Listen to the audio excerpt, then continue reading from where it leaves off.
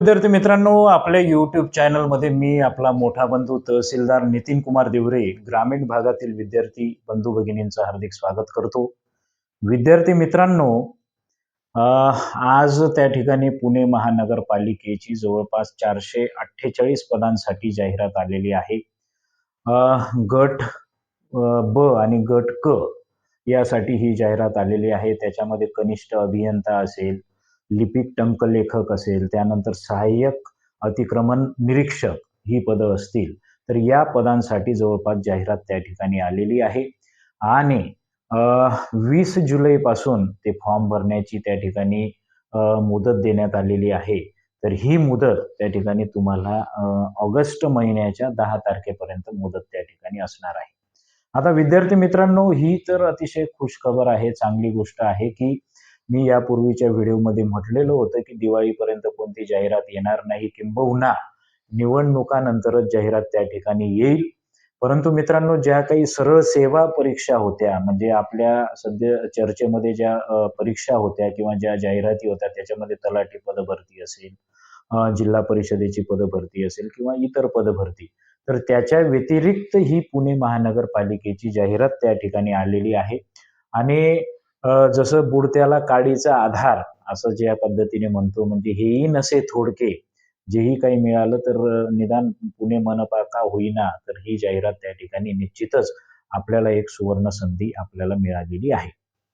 आता विद्यार्थी मित्रांनो, विचार जर केला तर पुणे महानगरपालिकेच्या ज्या जाहिराती विशेषतः तुम्ही विद्यार्थी मित्र लिपिक टंकलेखक आणि जे काही सहाय्यक अतिक्रमण निरीक्षक ही जी 2 पदे आहेत, तर या पदांसाठी तुम्ही त्या ठिकाणी इलिजिबल आहात असं सांगावसं मला वाटतं. कारण लिपिक टंकलेखक ही शालांत परीक्षेवर म्हणजे 10वीच्या बेसवर ही परीक्षा त्या ठिकाणी ऑनलाईन पद्धतीने होणार आहे.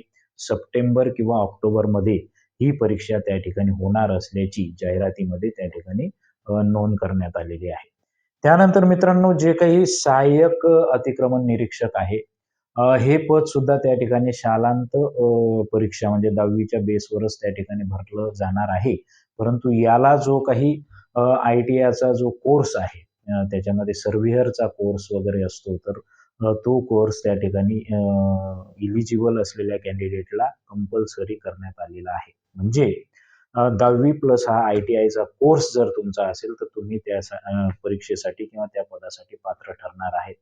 कनिष्ठ लिपिक किंवा जे काही लिपिक टंकलेखक पद आहे, तर त्याच्यासाठी 30 मराठी आणि 40 इंग्रजी टायपिंग कंपल्सरी आहे. एम-एस-सी-आय-टी कंपल्सरी आहे.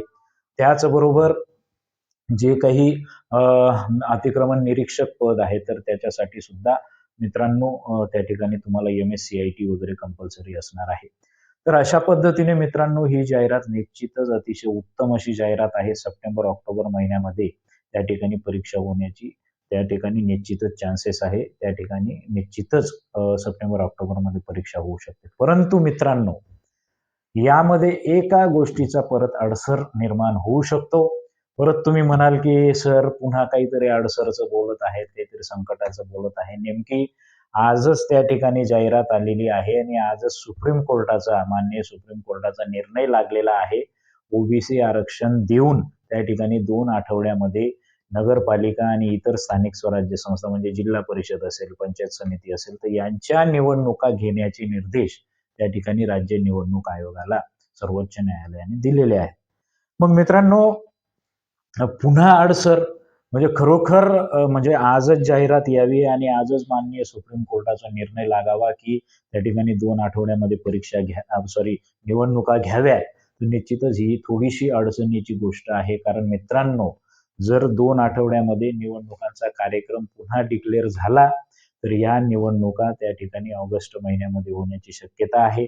त्यानंतर लगोलग जिल्हा परिषद पंचायत समितीचा कार्यक्रम सुद्धा सर्व फायनलाइज झालेला आहे. मतदार यादी असेल, प्रभाग रचना असेल, फक्त आरक्षण काढणे आणि त्या ठिकाणी जिल्हा परिषद पंचायत समितीच्या निवडणुका सुद्धा सप्टेंबर-ऑक्टोबरमध्ये होण्याची शक्यता आहे.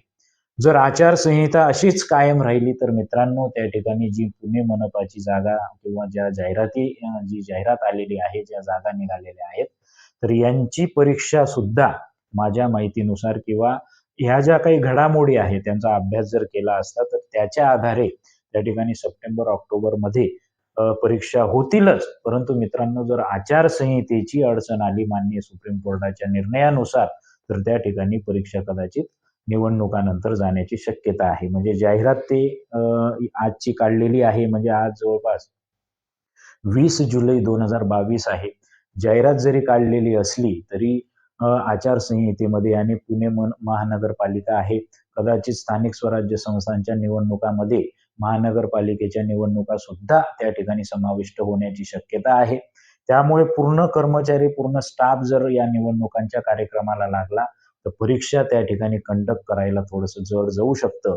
परंतु मित्रांनो, जाहिरात आली आहे ही गोष्ट नसे थोडकी किंवा ही गोष्ट काही साधी नाही. जाहिरात आलेली आहे तेच भरपूर आहे. फक्त आता विषय असा आहे, सप्टेंबर ऑक्टोबरमध्ये किंवा निवडणुकांनंतर, आचारसंहितेनंतर जर ही परीक्षा झाली तर किमान 3 महिन्याचा अवधी त्या ठिकाणी तुम्हाला मिळणार आहे. या 3 महिन्याचा अवधी सफिशियंट आहे. जाहिरात आलेली आहे, या जाहिरातीचा अभ्यास सुरू करा, जेणेकरून आचारसंहितेनंतर हो, निवडणुकीनंतर हो, कधीही परीक्षा होणारच आहे. अभ्यास करा आणि या परीक्षेत यशस्वी व्हा. सगळ्यांना शुभेच्छा देतो. व्हिडिओ आवडला तर नक्की लाईक करा, सबस्क्राईब करा. सगळ्यांना शुभेच्छा. जय हिंद.